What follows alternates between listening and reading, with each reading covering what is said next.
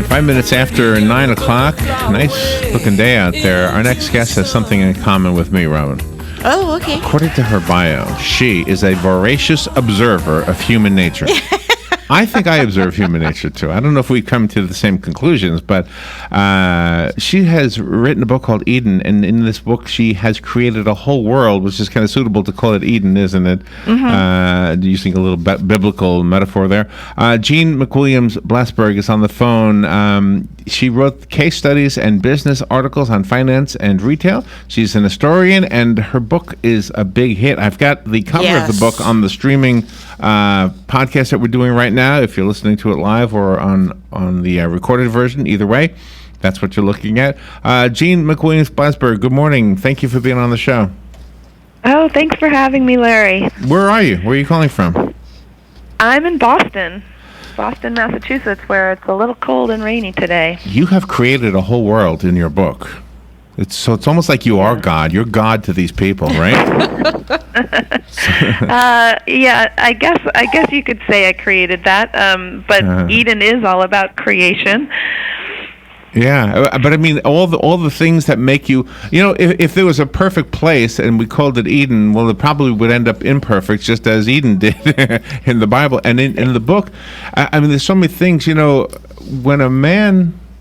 Okay, how do I put this, Robin? Well, when a man is, they say, sowing his wild seeds or whatever they say, wild oats, right? Mm-hmm. He often wonders, and I know a few guys who wonder this, are there any children out there that I've never met? But when a woman gives up a child at birth, and she doesn't see the child for a while, because in men's case, we don't even know. Sometimes, right, which is kind of sad too. Absolutely, but I think in women's case, when you gave a baby up, right, and that's part of this story. Yeah, I think that's an ache a woman in that situation lives with, or a missing piece. At least my character, the way I wrote her, she had a part taken from her when she left that baby. It's really sad. It's a really moving part of the book. So then she kind of. Well, go ahead. Can you let us in on your own thoughts? I mean, why did you explore that part of the human experience?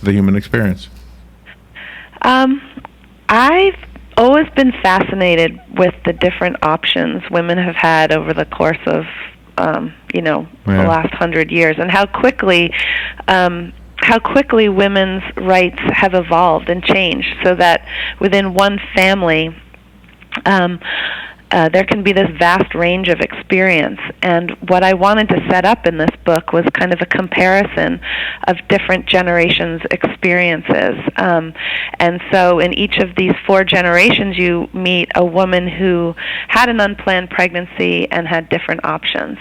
Now, my main character goes to a maternity hospital in the 1940s and gives up a child under the veil of secrecy, lest her family become shamed and her, the name of her family be ruined.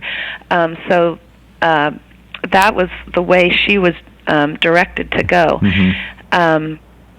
I think it's an incredibly sad story, but I think that it emulates a lot of what happened. There was an illegitimate baby boom alongside the real baby boom we all talk about in the 1950s. There were a lot of women that lived this story, and oh wow, I didn't know that.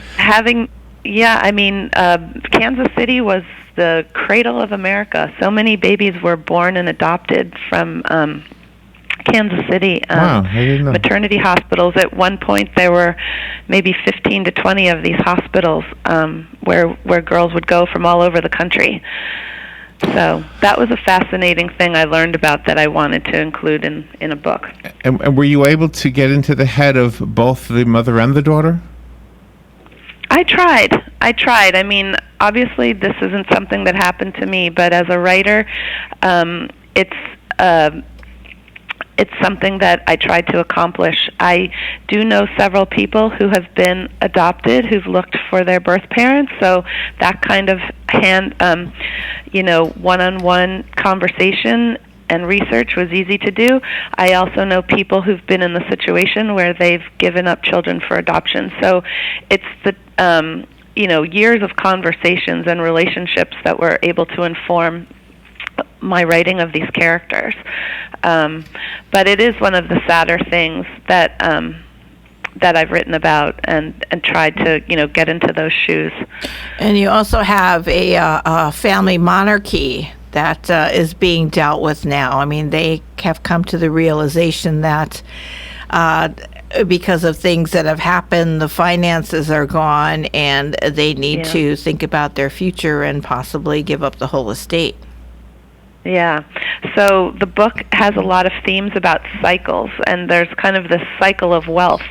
The house was created by a railroad magnate in the early 1900s, and by the third generation, the money's kind of gone, with people not really realizing that it wouldn't last forever.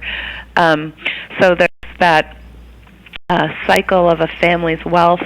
There's kind of the cycle of the women's lives. There's the cycle of the seasons, the whole summer season, and the tides and the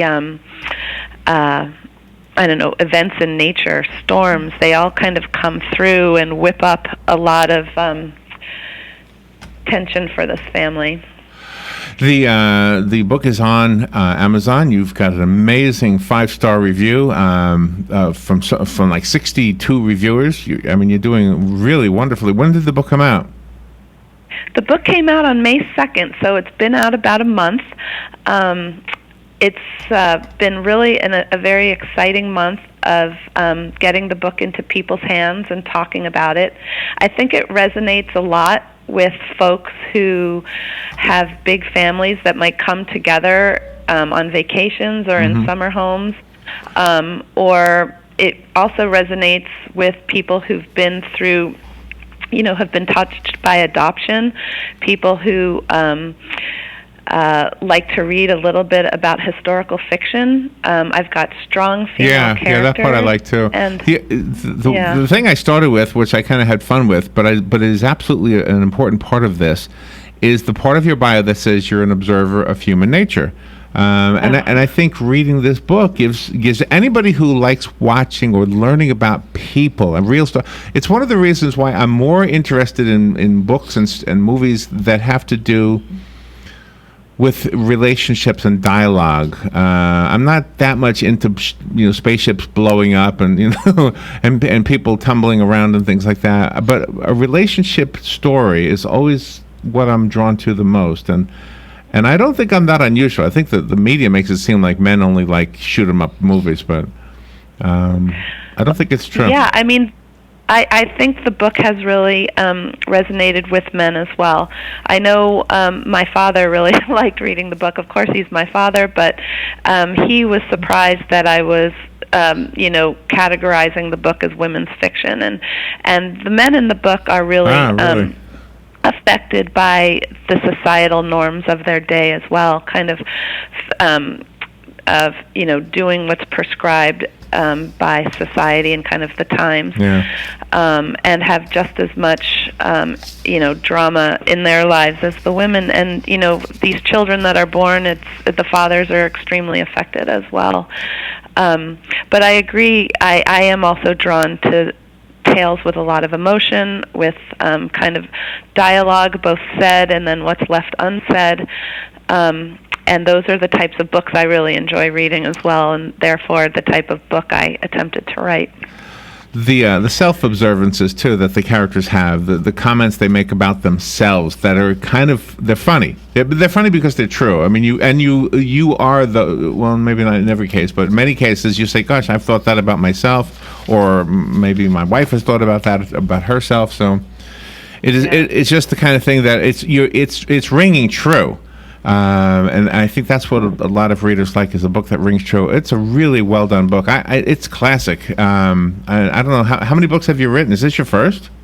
This is my first book. It Wow. took me a really long time, so I probably could have written 4 books in the time it took me to write this. But Wow. as my bio said, I had a history in business art, in nonfiction writing of Yeah. a business milieu, and so transitioning to novelist was a journey. I had this story I wanted to write, and I was trying to figure out whether it was best suited towards, who was going to tell the story and what was the setting going to be. And I toyed with this for a very long time. And so it ended up being kind of an 800-page piece of art that was a mess that nobody would ever suffer through.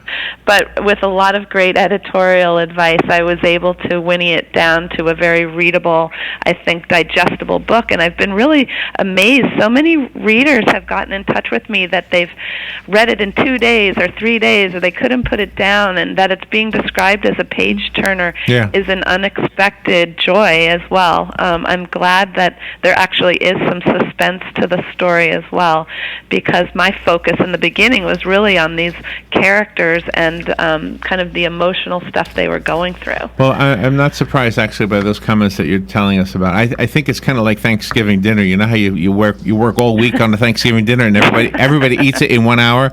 Well, that's this. You work so long on this book and we read it in 2 days. So the book again is called Eden. It's a novel. Call me if you want the copy that was sent to us, and I will leave it here for you. Jeanne McWilliams Blasberg is who you will look up. I found it on Amazon real easy, just putting Eden and then Jeanne's name on there. Jeanne spells her name Jeanne, by the way. Do you have a website, Jeanne? I do. It's JeanneBlasberg.com, and there's lots of great information there as well. So, I would love for people to visit me on my website. And if you're ever visiting Florida, come into the studio and do an interview live in the studio with us. Larry, I'd love it. I'd love to get to Florida right now. All right. Thank you so much, Jeanne. We will take a break. We'll be right back. And with options like financial aid, grants, and scholarships, it's never been a better time to get your new... The weather is brought to you by myfwc.com. Safe boating is no accident. On this Wednesday, plenty of clouds, breezy, warm, humid, a couple of showers, and a heavy thunderstorm or two around that could lead to flooding. High 82 to 86. Mostly cloudy Wednesday night, still a shower and thunderstorm or two around, low 70 to 74. For Thursday, clouds and some sun and humid with a couple of showers and a thunderstorm in the area, high 82 to 86. For Friday, clouds and sun with a chance of a thunderstorm, high 84 to 88. From the Florida Weather Center, I'm meteorologist Joe Lundberg. Hi, I'm Big Daddy Don Garlitz, asking you to support adoption by purchasing a Choose Life license plate from your county tag office. You know it costs a lot to give a child life. Many times a woman is forced to make a bad choice because of financial pressures. Help save the lives of the unborn children by aiding women whom choose life instead of abortion. Take a stand for life. Purchase your Choose Life license plate today. For more information, go to chooselife.org or call 352-624-2854. Career Source Citrus Levy Marion brings together business and community partners, economic development leaders, and educational providers to connect employers with qualified, skilled talent and job seekers with employment and career development opportunities. Tune in the first and third Wednesday of each month at 9:30 a.m. to Career Source Citrus Levy Marion and learn how they can help you. Cookies, cookies, cookies, cookies. We go cookie eating cookies. When you want something special and fun for any occasion, get cookies.